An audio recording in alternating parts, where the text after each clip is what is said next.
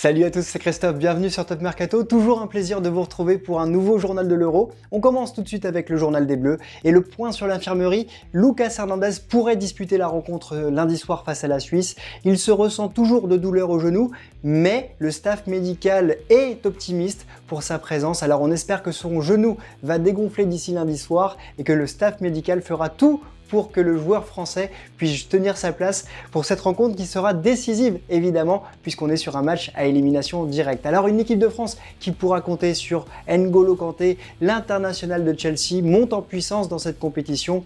Il est l'un des meilleurs récupérateurs de cet Euro. Il est classé 3e juste derrière le Danois Højbjerg et juste derrière le Hollandais Frenkie de Jong avec 21 ballons récupérés. Il est également le deuxième joueur qui a intercepté le plus de ballons dans cet Euro avec 8 interceptions. Alors N'Golo Kanté, c'est un joueur qui est invaincu en équipe de France lorsqu'il joue avec Paul Pogba. C'est également un joueur qui est invaincu lors des compétitions internationales disputées avec l'équipe de France, que ce soit en Coupe du Monde ou lors de l'Euro. Alors on espère évidemment que cette statistique va perdurer jusqu'au 11 juillet à minuit avec le trophée sous le bras. Dans le match de demain à 18h, ce sont les Pays-Bas qui vont affronter la République tchèque. Des Pays-Bas qui sont invaincus depuis le début du tournoi, des Pays-Bas qui ont au moins marqué 2 buts lors de leurs 10 derniers matchs. C'est impressionnant cette puissance de feu, cette attaque, notamment menée par Memphis Depay, mais surtout le nouveau joueur du Paris Saint-Germain, le capitaine Wijnaldum. Alors ces Pays-Bas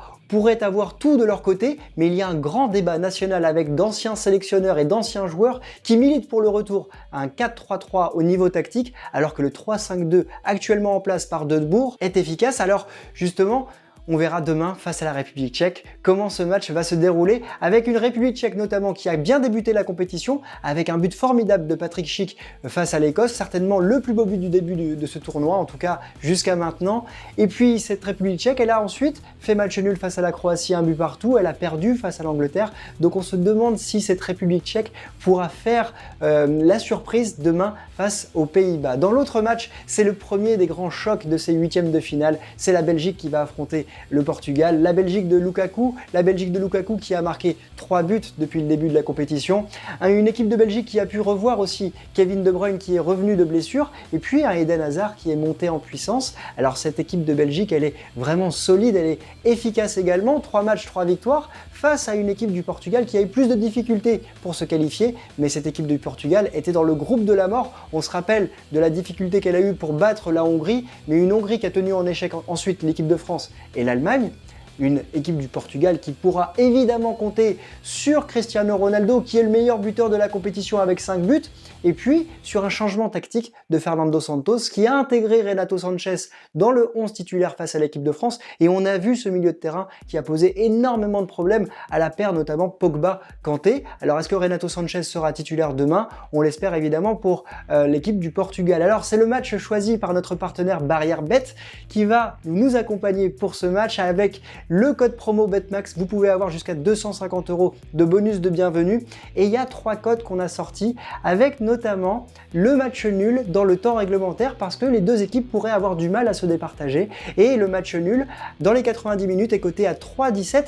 Et puis on l'a dit tout à l'heure, c'est un match des grands buteurs avec Lukaku et Cristiano Ronaldo. Si Lukaku marque, la cote est à 2,25, et si Cristiano marque un nouveau but, il serait à 2,50. Évidemment, n'oubliez pas que jouer comporte des risques, et puis n'oubliez pas également que si Cristiano Ronaldo marque un but lors de ce match, il deviendrait tout simplement le meilleur buteur de l'histoire des sélections nationales en dépassant Ali Daei avec 110 buts. C'est impressionnant. Alors, dans toutes ces informations, il y a une information clé également sur laquelle on va vous laisser, c'est le classement des pays, des sélections qui ont voyagé durant toute cette Euro.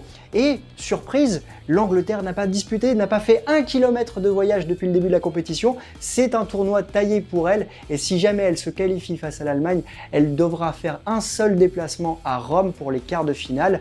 Dans les autres informations, c'est l'équipe de France qui elle est classée 11e avec 1500 km de parcouru. Le trio de tête, c'est la Belgique avec 7500 km, la Suède avec 7900 km et la Suisse avec plus de 10 400 km. Alors évidemment, une grande disparité entre l'Angleterre 0 km, la Suisse avec 10 400.